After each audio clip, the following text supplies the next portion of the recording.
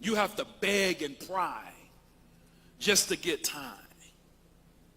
You know what I'm saying? Usually in the beginning, when they trying to get you, that's when you get most of the time. They put you in front of everybody. So if you have to beg for time, he's just not that into you. Nextly, if you haven't spent time with his close friends and family.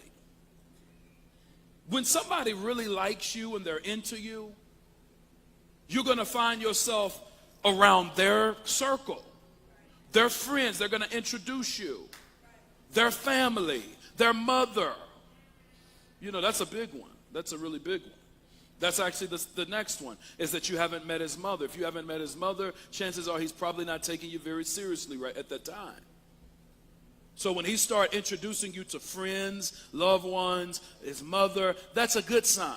That means that he's probably into you. Nextly, if he doesn't want to spend money on you, doesn't want to spend money on you, chances are he's not into you. Okay? When somebody loves you, they don't mind. They don't mind.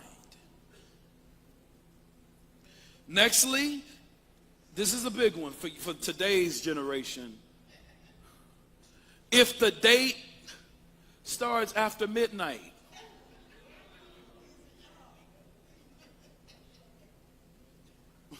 you only good for the nighttime, he ain't into you. He into something else, but it ain't you.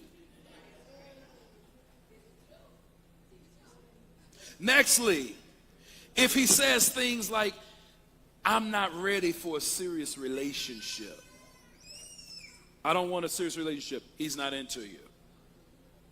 He's not into you. I'm going to tell you something. A man know the moment they begin to date you or talk to you, if you're marriage material, they know right away if they want you.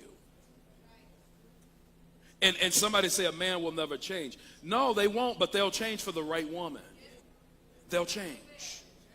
They'll shift their personality. They'll shift their routine. See, men are very routine driven.